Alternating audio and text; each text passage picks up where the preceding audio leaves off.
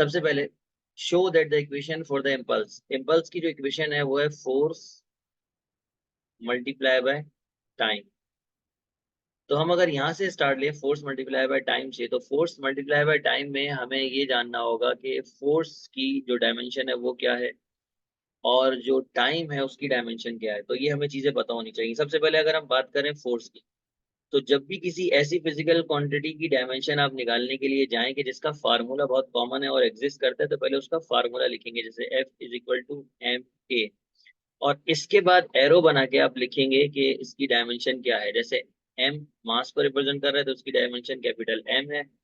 Acceleration Lt-2 होती है, metre पर सेकेंड स्क्वायर होता है ना इसकी यूनिट, तो उससे भी निकाल सकते हैं Lt-2। तो ये हमारे पास फोर्स की डायमेंशन आ गई। टाइम जो होता है उसकी डायमेंशन डायरेक्टली हम बता सकते हैं कि इसकी डायमेंशन क्या होती है, इसकी डायमेंशन होती है t। अगर मैं ये दोनों वैल्यूज यहाँ पर पुट करूँ तो मेरे पास जो आंसर आएगा वो क्या आएगा, वो आएगा mLt-2 ये f की जगह है और ये t की जगह है। अब देखें ये -2 है तो यहाँ पर कोई पावर नहीं है, तो ये +1 होगा। तो ये t दो आ रहे हैं, इन्हें एक में कन्वर्ट करना है आपने। कहीं पर भी दो चीजें आ जाएं एक जैसी तो उनकी पावर ऐड हो जाती है अगर बेस सेम है। तो यहाँ पर भी यही होगा, ये हो जाएगा mLt-2 + 1। -2 + 1 कितना होता है, माइनस का 1। तो इसको सॉल्व करके जवाब आएगा -1। ये मैंने डायमेंशन निकाल ली है F × t की। अब बात करते हैं दूसरी साइड के ऊपर। यहाँ पे MVF - MVI।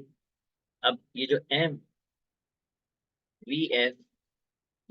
- MVI है, इसके लिए क्या करेंगे। अब इसके लिए भी सेम प्रोसीजर है आपका कि आप M की डायमेंशन बताएंगे कि क्या होती है, ठीक है ना। अब M की डायमेंशन क्या होती है, M की डायमेंशन तो M ही होती है। तो सबसे पहले आप सबकी डायमेंशन बताएंगे। जैसे M की डायमेंशन कैपिटल M होती है।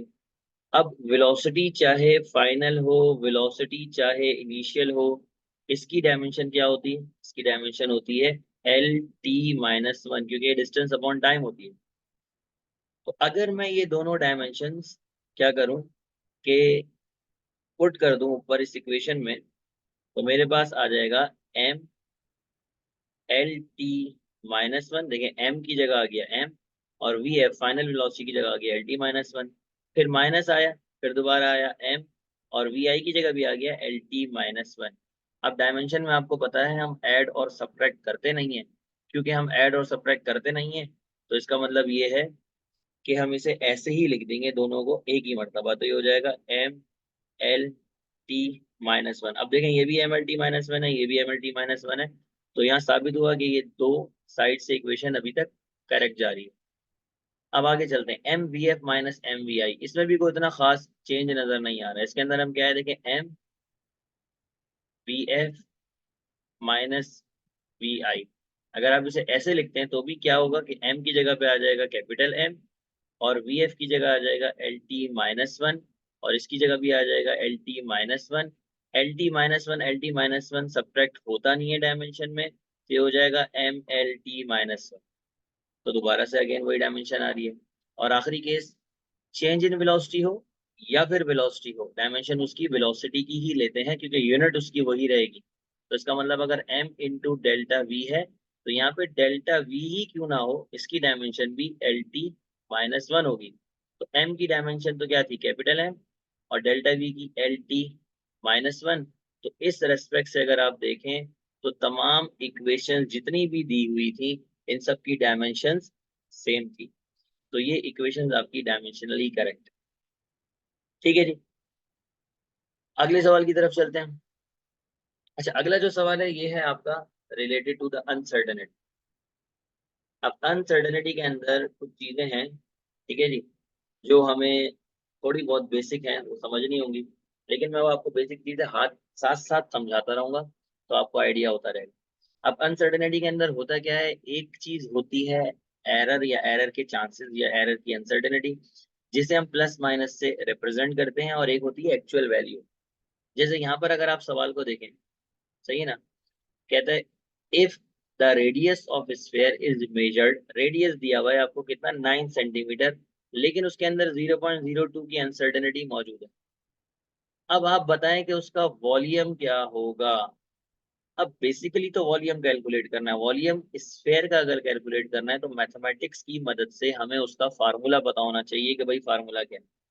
तो डेटा के अंदर जो चीजें हमें क्लियरली मालूम है वो ये है कि भाई हमारे पास मौजूद है क्या चीज, रेडियस। कितना मौजूद है रेडियस, 9 सेंटीमीटर। ठीक है। और रेडियस के अंदर अनसर्टेनिटी यानी कि डेल्टा आर, जिसको हम प्लस माइनस में लेते हैं, ये मौजूद है मेरे पास 0.02 सेंटीमीटर। आपने कैलकुलेट करना है वॉल्यूम ऑफ द स्फीयर। अब इसके दो मेथड हैं कैलकुलेट करने के लिए। बुक के अंदर जैसे कि एक बहुत हैवी मेथड दिया हुआ है, मैं आपको थोड़े आसान मेथड से यही चीज करा दूंगा। ठीक है जी। सबसे पहले आपने क्या करना है, मेथड को फॉलो करना है। वो ये है कि भाई सबसे पहले आपने लिख दिया कि भाई जो वॉल्यूम का जर्नल फार्मूला है वो है volume is equal to 4/3 pi R cube. ये वॉल्यूम का फार्मूला है। इसके अंदर जितना भी अनसर्टेनिटी वाला फैक्टर है वो इसके साथ है, इन दोनों का कोई मसला नहीं, इनकी कोई गलती नहीं है। तो इन्हें हम कुछ नहीं करेंगे, सॉल्व करके ऐसे ही छोड़ देंगे जैसे ये हैं। असल हमें करना क्या होगा, हमें आर के क्यूब को सॉल्व करने में परेशानी होगी क्योंकि इसके अंदर मौजूद है अनसर्टेनिटी। अच्छा, अब मैं क्या करता हूँ कि मैं इस पूरे फैक्टर को यहीं पे रहने देता हूँ, मैं आर क्यूब मालूम कर लेता हूँ। आर क्यूब बेसिकली कैसे निकलेगा, मेरे पास जो आर होगा ना, जो मेन आर होगा मेरा, वो दो से बना है, एक आर और फिर प्लस माइनस डेल्टा आर, ये है मेरा आर।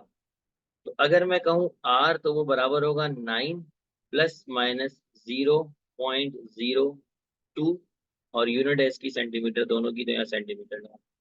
बेसिकली मुझे इस आर का क्यूब चाहिए। अब इस आर का क्यूब मैं कैसे ले सकता हूँ। अच्छा, अब आप लोगों ने भी हेल्प करनी है, ज़ाहिर है। आपने चैट के अंदर मुझे आंसर्स बताने, मैं सिर्फ आपको मैथमेटिक्स लिखूंगा, आप मुझे सॉल्व करके चैट में आंसर बताएंगे। ठीक है जी। तो अब मुझे आर का क्यूब लेना है, तो इसका स्टेप ये हो गया क्यूबिंग बोथ साइड। तो ये हो गया R cube is equal to 9 + - 0.02। अब इसका मसला याद रखिएगा कि जब भी पावर का मसला आ जाए, मल्टीप्लाई या डिवाइड का मसला आ जाए, तो आपने सबसे पहले क्या करना है, आपने इसे एब्सोल्यूट अनसर्टेनिटी से रिलेटिव में कन्वर्ट करना है। एब्सोल्यूट होती है जो कि एक्चुअल यूनिट में होती है, सेंटीमीटर में थी, सेंटीमीटर में थी, और जो रिलेटिव होती है वो परसेंटेज में होती है।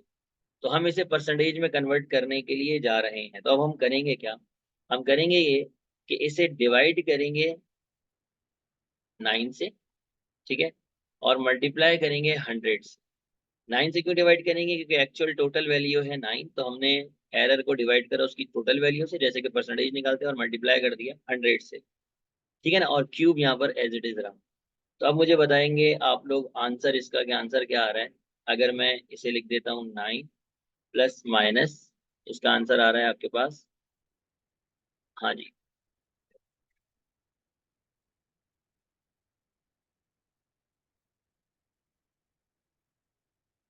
जी, 0.22%। ठीक है जी, तो 0.22 इन परसेंट, ये परसेंटेज में आपके पास जवाब आ रहा है जो कि आप लोगों ने मुझे बताया। अच्छा, अब क्यूब जो है, क्यूब की कहानी कैसे निपटाएंगे।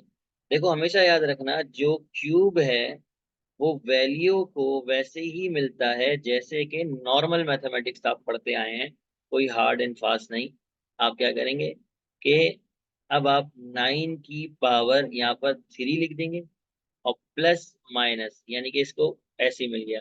लेकिन जो 3 है, ये अनसर्टेनिटी को कैसे मिलेगा, ये इसको प्रोडक्ट में मिलेगा, ये इसको मल्टीप्लाई में मिलेगा। तो इसका मतलब ये हो गया 3 × - 0.22%। ये इस तरह सॉल्व होगा। तो अगर आप इसे देखें आप, तो अब क्या आएगा, अगर हम 9 का क्यूब लें, सबसे पहले 9 का क्यूब ले लीजिए। 9 का क्यूब क्या होगा, 9 का क्यूब होगा आपके पास R cube is equal to 9 9 जा 81, 81 9 जा,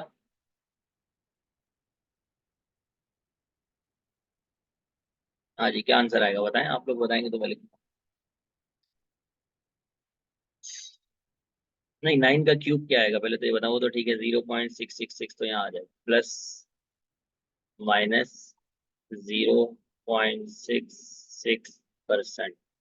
हाँ, 9 का क्यूब आएगा आपके पास 729। से पता रहेगा कि आप लोग भी एक्टिव हैं। ठीक है जी।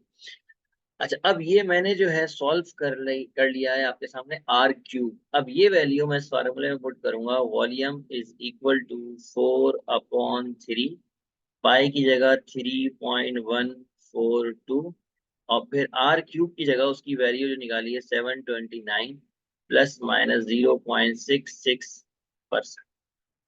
अब 0.66% को कुछ नहीं होगा, जैसा था वैसा ही रहेगा। ये जो वैल्यू है इसके अंदर कोई अनसर्टेनिटी नहीं है, तो इसका अनसर्टेनिटी से कोई ताल्लुक नहीं है। इस पूरे को आप सॉल्व करें, यानी कि 4 को 3 से डिवाइड करें, 3.142 से मल्टीप्लाई करें, और इस पूरी वैल्यू का जो आंसर है उसे सिर्फ 729 से मल्टीप्लाई कर दें, तो आपके पास क्या आंसर आ।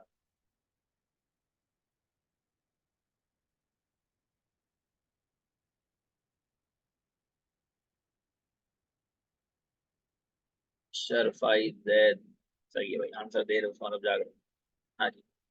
तो इसका आंसर आ रहा है 3.04, 3.04 इंटू 10⁻³ ऐसे भी लिख सकते हैं। ठीक है जी, और plus minus 0.66% as it is रहेगा, इसके ऊपर कोई असर नहीं पड़ेगा। अनसर्टेनिटी बिल्कुल अपनी जगह रहेगी। अनसर्टेनिटी जो है वो पावर रूल एक्सेप्ट करती है, या अनसर्टेनिटी अनसर्टेनिटी के साथ ऐड होती है, अनसर्टेनिटी अनसर्टेनिटी के साथ सब्ट्रैक्ट होती है, या मल्टीप्लाई भी उसी के साथ होती है। लेकिन अनसर्टेनिटी किसी नॉर्मल वैल्यू के साथ ना ऐड होती है, ना सब्ट्रैक्ट होती है, ना मल्टीप्लाई होती है। तो इसलिए यहाँ पर आप क्या कहेंगे कि अनसर्टेनिटी जो है वो आपकी, सही ना, वो चेंज रहेगी। ये आपने याद रखना कि अनसर्टेनिटी आपकी जो है वही रहेगी, बाकी वैल्यू सिर्फ चेंज होगी। तो ये आपका आंसर आ जाएगा, और अब यूनिट बन जाएगी इसकी सेंटीमीटर क्यूब, क्योंकि जब आपने क्यूब लिया था तो इसमें भी क्यूब लग गया होगा, इसकी यूनिट पे तो सेंटीमीटर क्यूब बन गया होगा, तो इसलिए इसकी यूनिट बन जाएगी सेंटीमीटर क्यूब। ठीक है ना आशा। अच्छा, अगला जो सवाल है आपका, बिल्कुल क्योंकि सेम क्वेश्चन है तो ये मैं नहीं कराऊंगा। इसके अंदर बस उन्होंने जो है वो रेडियस अलग दे दिया है और अनसर्टेनिटी अलग दे दी है, बाकी क्या वही रहा है कि वॉल्यूम ऑफ स्फीयर आपने कैलकुलेट करना है। ये आप लोग करके कल इंशाल्लाह फिर मैं आपसे डिस्कस करूंगा। अगर किसी सॉल्व नहीं होता है या मसला आता है तो मैंने पहले ही बताया है, जैन वो मैं सारी चीजें कराऊंगा जो बोर्ड में इंपॉर्टेंट है। एक्स्ट्रा में कुछ भी नहीं करूँगा, टाइम थोड़ी है इतना कि आपको एक्स्ट्रा चीजें कराऊँ फजूल। ठीक है ना। तो ये सवाल अब आप लोगों के ऊपर डी होगी। अगला सवाल है आपका, सिमिलर क्वेश्चन। कहता है consider the length of cube is given as, आपको एक क्यूब की जो लेंथ है वो दी हुई है। कितनी लेंथ दी हुई है? लेंथ दी हुई है 5.75 प्लस माइनस 0.3 ब्रैकेट सेंटीमीटर। कहता है and you want to find its absolute uncertainty in volume. आपने वॉल्यूम की अनसर्टेनिटी जो है वो कैलकुलेट करनी है कि वॉल्यूम की अनसर्टेनिटी क्या होगी। अच्छा, वॉल्यूम की अनसर्टेनिटी अगर कैलकुलेट करनी है तो आपको क्यूब का वॉल्यूम का फार्मूला क्या है वो पता होना चाहिए। जैसे स्फेयर का पता होना चाहिए, इसे क्यूब का पता होना चाहिए। क्यूब का तो ज्यादा आसान। वॉल्यूम ऑफ क्यूब जो है, वॉल्यूम ऑफ क्यूब जो है वो बराबर होता है V is equal to L⁻³ L का क्यूब ले लो, क्योंकि length into breadth into height होता है, और क्यूब की लेंथ, क्यूब की ब्रेथ और क्यूब की हाइट सब सेम होती है, तो इसलिए इसका ये फार्मूला होता है। अब इसमें क्या होगा, इसमें बिल्कुल सेम होगा, volume is equal to length का क्यूब, लेंथ तो ये रही 5.75 प्लस माइनस 0.3 का क्यूब, और सेंटीमीटर का भी क्यूब। अब आगे ये सवाल फिर वही हो गया है कि जैसे मैंने आपको सॉल्व कराया था, पहले आप इसे कन्वर्ट करेंगे किसके अंदर, परसेंटेज अनसर्टेनिटी में। ठीक है जी। फिर आप 3 जो पावर है इसको एज इट इज दे देंगे। मैं थोड़ा सा स्टेप लिख देता हूँ, मैथमेटिक्स जो है वो आप करेंगे। जैसे ये हो जाएगा 5.75 प्लस माइनस, शाबाश good Z, 0.3 divided by 5.75 multiply by 100, तो ये मेरे पास आ जाएगा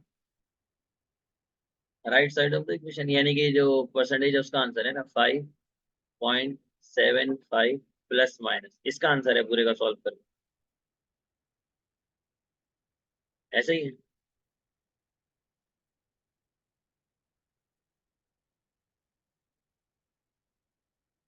ये आ गया आपका 5.21% एज पर जैद ने जो बताया। अच्छा, अब आप क्या करोगे, क्यूब है।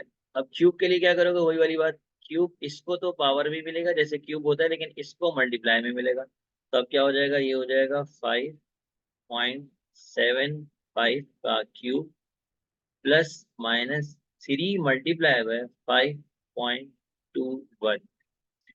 अब ये क्या हो जाएगा आपके पास, अगर आप इसे सॉल्व करें तो इसका क्यूब ले लें, इसको इससे मल्टीप्लाई कर लें, तो 5.75 का क्यूब आ रहा है 190.10। ठीक है जी, प्लस माइनस, अब इन दोनों को मल्टीप्लाई कर लें,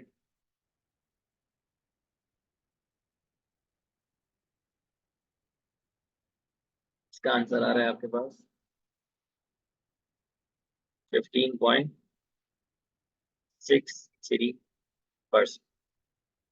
तो ये आपका जो है ना वो आंसर हो जाएगा। Sir, absolute and approximate error में क्या फर्क है? देखें, असल में जो अनसर्टेनिटी है वो दो तरह की होती है, एक होती है एब्सोल्यूट और एक होती है रिलेटिव। ठीक है ना? तो जब हम एब्सोल्यूट की बात करते हैं तो हम कहते हैं कि हमें एग्जैक्ट नहीं पता, हम उसके अप्रोक्सीमेशन दे रहे हैं, क्योंकि पॉइंट के बाद बहुत सारे डिजिट आते हैं। जब आप सॉल्व करने के लिए जाते हैं ना, तो पॉइंट के बाद एक डिजिट थोड़ी आया होगा, पता नहीं कितने डिजिट आए होंगे, तो हम उसे अप्रोक्सीमेट करके जवाब दे देते हैं कि ये हमारा अप्रोक्सीमेट आंसर है। ठीक है ना? बस ये डिफरेंस है और कुछ नहीं। हमारी प्रिसीजन और एक्यूरेसी का डिफरेंस बिल्कुल समझाते हैं, प्रिसीजन और एक्यूरेसी का डिफरेंस। ये सवाल मैं आपको करा दूं, फिर एंड में मुझे दोबारा याद दिलाना, ठीक है? अच्छा, सबसे पहले आ जाओ, नेक्स्ट सेल्फ असेसमेंट का सवाल है, बुक के पेज नंबर आपको 18 में मिल जाएगा। हाँ, आसान तो है, लेकिन भाई मैं सब कुछ करा रहा हूं, इसलिए हो सकता है कि किसी लिए को मुश्किल हो, आगे के सवाल कोई मुश्किल हो, तो इस तरह के सवाल पास पेपर के मैं करने के लिए दूंगा आपको, तो पता चलेगा कि कितना मुश्किल और आसान असाइनमेंट के दौर पर वो करके दिखाना। अच्छा, बहरहाल ये सवाल आपका आसान है, जिसके अंदर ये कह रहा है कि एक जो गर्ल है वो आपकी लेंथ, विड्थ और हाइट मेजर करती है, और इसका वॉल्यूम आपने निकालना है। तो इनको तीनों का आप मल्टीप्लाई करेंगे, लेकिन देखिए फिर वही बात है, जो बात यहाँ समझने की है वो आप समझ लें, बाकी तो बहुत आसान है। वॉल्यूम का जो फार्मूला है, वॉल्यूम का फार्मूला है length into width into height. अब आप लेंथ की जगह क्या रखेंगे, 5.56 प्लस माइनस 0.14 मल्टीप्लाई बाय, अब आप लिखेंगे 3.12 प्लस माइनस 0.08, फिर मल्टीप्लाई बाय 2.94 प्लस माइनस 0.11। अब देखें, बात जो समझने की वो ये है कि ये तो तीनों चीजें मल्टीप्लाई होंगी, ये मल्टीप्लाई होगा, ये मल्टीप्लाई होगा और ये मल्टीप्लाई होगा, लेकिन ये सबसे पहले अपनी रिलेटिव अनसर्टेनिटी में कन्वर्ट होंगे। इन सब की रिलेटिव अनसर्टेनिटी आपने पता करनी है क्या है, क्योंकि अगर मल्टीप्लिकेशन हो रही हो तो रिलेटिव अनसर्टेनिटीज ऐड होती हैं, अनसर्टेनिटीज हमेशा ऐड ही होती हैं, तो इसलिए रिलेटिव अनसर्टेनिटीज को कन्वर्ट करके हम ऐड करेंगे मल्टीप्लाई में, ताकि यूनिटलेस हो जाए और फिर हम इन्हें ऐड कर लें। तो पहला वाला तो सिंपल हो गया, देखें ये तो हो गया 5.56 को मल्टीप्लाई कर लो 3.12 से, और इसे मल्टीप्लाई कर दो 2.94 से, ये पहला सेगमेंट हो गया। प्लस माइनस, अब अनसर्टेनिटी को ऐड करना है, लेकिन ये कोई भी एब्सोल्यूट अनसर्टेनिटी नहीं है। ये आंसर है, ठीक है, मैं लिख लेता हूँ। अच्छा, अब कोई भी क्योंकि एब्सोल्यूट अनसर्टेनिटी नहीं है, सही है ना, तो अब आपको क्या करना होगा, अब आपने तमाम को एब्सोल्यूट अनसर्टेनिटी में कन्वर्ट करना होगा। कैसे कन्वर्ट करेंगे, 0.41 को डिवाइड करेंगे 5.0.14 को आप डिवाइड करेंगे 5.56 से, और मल्टीप्लाई करेंगे 100 से, फिर एक हो गया। अब प्लस कर लेंगे इसे किसमें, अब 0.08 को डिवाइड करेंगे 3.12 से, और मल्टीप्लाई कर लेंगे 100 से, फिर प्लस करेंगे। अब आखिरी चीज आपके पास क्या है, 0.0.11 डिवाइडेड बाय 2.94, इसे भी मल्टीप्लाई करेंगे 100 से। इन पूरे को सॉल्व करने के बाद आपके पास अनसर्टेनिटी भी आ जाएगी परसेंटेज के अंदर कि क्या आ रही। अभी आप सॉल्व करें।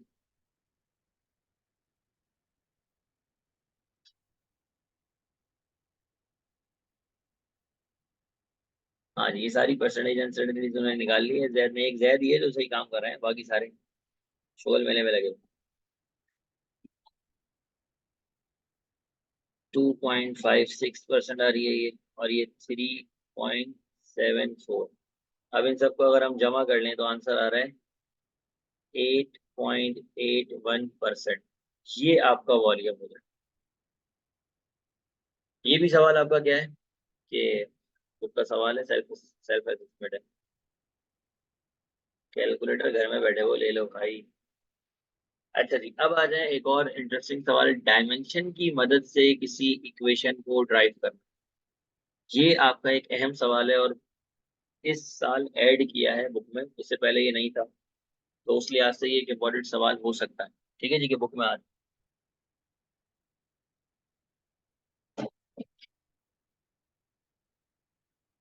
अच्छा, इस सवाल में सबसे पहले क्या करना है, हमने ड्राइव करना है इक्वेशन को with the help of dimension analysis. ठीक है, क्लास बस एंड होने वाली है, 10 से 15 मिनट ही बचे होंगे क्लास के एंड होने में। जितना हो जाएगा ठीक, नहीं हुआ तो अगली क्लास में कंटिन्यू करेंगे, लेकिन जितने भी हो सके उतने चैप्टर में इंशाल्लाह कर। अच्छा, अब इसके अंदर आप देखें, जो चीज आपने नोटिस करनी है वो ये है कि सबसे पहले हमारे पास जो सिचुएशन है वो क्या है, कि हमें एक इक्वेशन है जो पहले से मालूम है कि ये इक्वेशन, ये मुझे मालूम है इक्वेशन, ये इक्वेशन मुझे डायमेंशन एनालिसिस की मदद से लेकर आनी। इंशाल्लाह इंशाल्लाह ऑप्शन करूंगा, समझा दूंगा। अच्छा, अब डायमेंशन एनालिसिस के स्टेप्स हैं, बस वो आप स्टेप्स फॉलो कर लें तो आपको समझ में आ जाएगा। क्वेश्चन नंबर 6 भी इसका हिस्सा है, जो मैं क्लास लगाई है इसके अंदर 6 भी होगा। ठीक है ना, ये 6 भी है देखो। ठीक है, तो सारे वही सवाल है जो आते हैं और इम्पोर्टेंट भी हैं। वो इंशाल्लाह अभी नहीं हुआ तो अगली क्लास में हो जाएगा, लेकिन कराऊंगा। अच्छा जी, अब कहते हैं कि सबसे पहले हमें जो काम करना है वो ये है कि हमें ये इक्वेशन नहीं देखनी, हमें जनरली बस इक्वेशन में से वेरिएबल जो है ना वो देखने हैं। एक वेरिएबल हो गया टाइम पीरियड। ठीक है जी, आपका स्टेप नंबर 1। एक वेरिएबल होगा time period, time period is directly proportional to, इस इक्वेशन से नजर आ रहा है कि वो मास पे डिपेंड कर रहा है और वो के पे डिपेंड कर रहा है, और के स्प्रिंग कांस्टेंट है। के कोई कांस्टेंट नहीं है कि जिसकी कोई यूनिट ना, के स्प्रिंग कांस्टेंट। ठीक है, तो अगर मैं यहाँ पर, सही है ना, पावर्स की बात करूं कि पावर्स क्या देंगे, तो एम को हम पावर दे देते हैं, कोई भी दे सकते हैं आप, ए, और के को हम पावर दे देंगे बी। ये हमारा स्टेप नंबर 1 है। यानी कि इक्वेशन की इस तरफ जो साइड है, इस तरफ वाली साइड उसे लिखा और पोस्टलिटी का साइन लगाया, दूसरी साइड के ऊपर एम और के जो वेरिएबल है उनकी पावर ए भी दे दी। इस तरह रूट वूट करके नहीं लिखा, ए भी दे दी।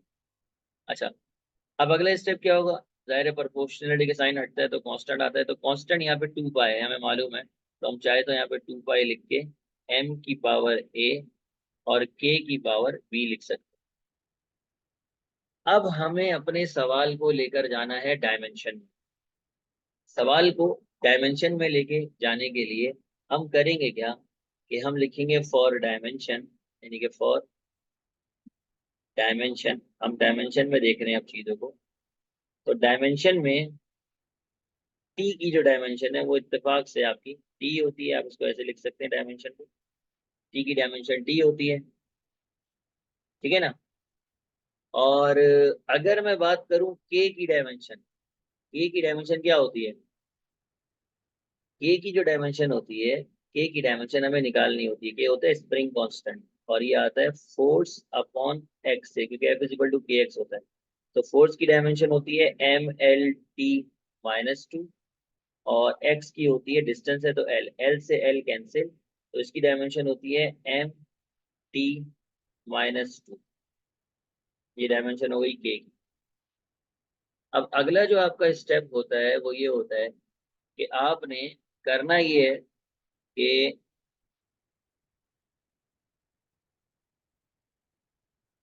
आपने करना ये कि ये जो डायमेंशन है यहाँ पे पुट कर देंगे। तो अब m की भी डायमेंशन आपको पता है, m की क्या होती है, m की डायमेंशन m होती है, ठीक है ना, वो यहाँ मेंशन कर देता हूँ, m की जो डायमेंशन है वो m होती है, ठीक है। अब हम जरा पुट करते हैं, कैसे पुट करते हैं, t की जगह, वालेकुम, t की जगह हमने रख दिया t is equal to, constant की कोई डायमेंशन नहीं होती, इसे इग्नोर करेंगे, ठीक है जी। तो m की पावर जो है वो हो जाएगी आपके पास a। हाँ ये है कि तो काम की बात है तो मैसेज पे करें, उल्टी सीधी बातें ना करें, बच्चे डिस्ट्रैक्ट होते हैं।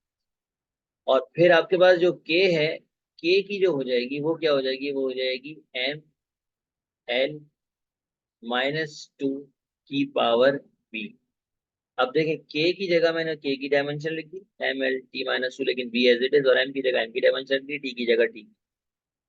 अब जो है वो t एज इट इज रहेगा, इज इक्वल टू m दो आ रहे हैं, देखो m ये भी आ रहा है, m ये भी आ रहा है, तो पहले जरा ये b जो है ये दोनों को डिस्ट्रीब्यूट कर देते हैं, तो हो जाएगा m की पावर a, यहाँ हो जाएगा m की पावर b, और यहाँ हो जाएगा l की पावर -2। अब ये दो m आ रहे हैं, तो बेसिकली आपके पास m जो है, l कोई है ही नहीं, कहाँ से आएगा,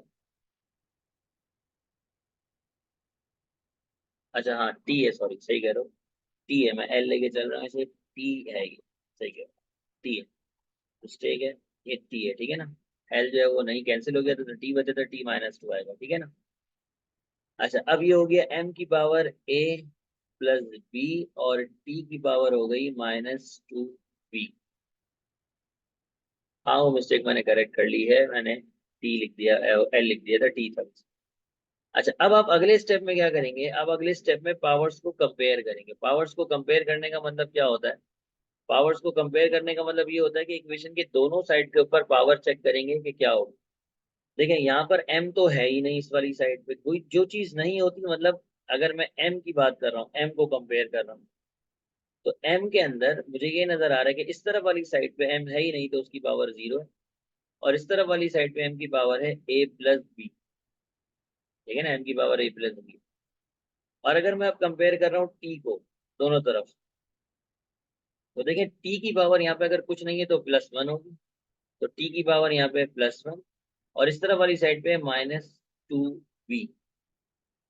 अब मैं यहाँ से b की वैल्यू निकाल सकता हूँ, कैसे निकाल सकता हूँ, कि मैं 1 से -2 को डिवाइड कर लेता हूँ, तो b मेरे पास क्या आ जाएगा, b आ जाएगा माइनस का 1/2। कौन सा स्टेप समझ नहीं आया शायद, देखो यहाँ पे जब हमने डायमेंशंस पुट कर दी सारी, यहाँ पर हमने सारी डायमेंशंस पुट कर दी, ठीक है, डायमेंशंस पुट करने के बाद ये सिंप्लीफाई किया। अब देखो यहाँ पर m लिखा हुआ ही नहीं है कहीं पर, अगर m नहीं लिखा हुआ या कोई भी मौजूद नहीं है, सेकंड साइड में क्या हुआ, सेकंड साइड में क्या हुआ वो मैं दोबारा से समझा रहा हूँ, सुनो अब। देखो सबसे पहले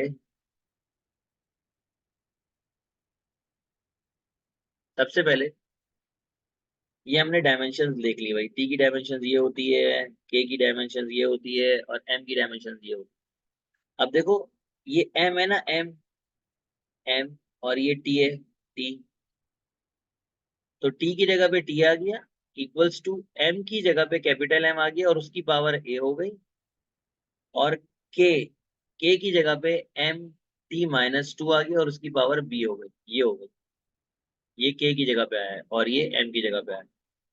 अब मैंने क्या करा, ये b दोनों को दे दिया, b m को भी दे दिया और b -2b को भी दे दिया, दोनों को ये डिवाइड कर दिया b।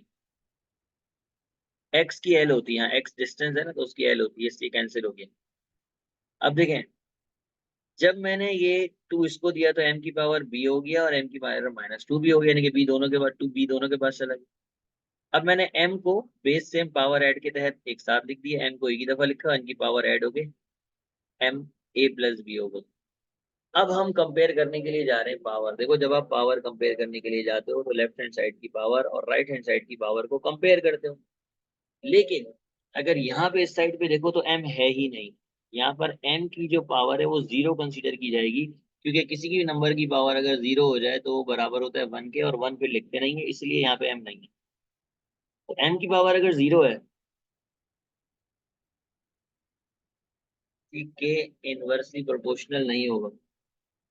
नहीं, हम सबको डायरेक्ट ही लेंगे, वो खुद फैसला होगा कि वो इनवर्स होगा या डायरेक्ट होगा। अगर हम ही उसे इनवर्स ले लें तो इसका मतलब तो हमें इक्वेशन पता है, फिर निकालने की क्या जरूरत है। तो हम डायरेक्ट लेते हैं, वो खुद अभी जो आंसर आएगा वो अपने आप को खुद ही इनवर्स और डायरेक्ट कर लेगा, वो हमारा काम नहीं।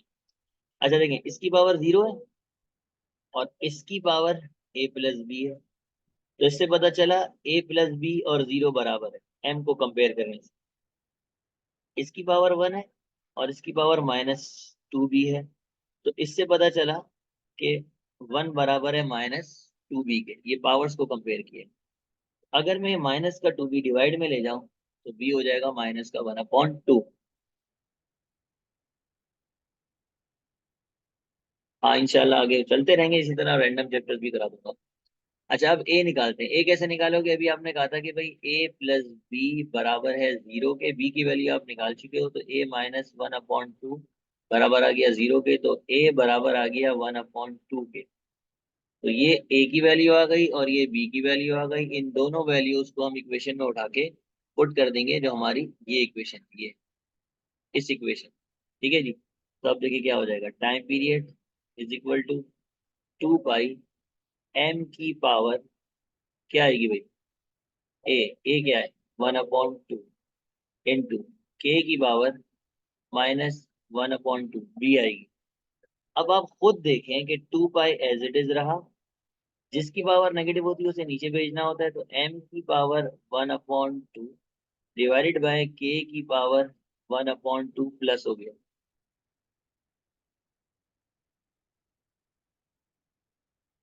ठीक है ना? m और k जो है,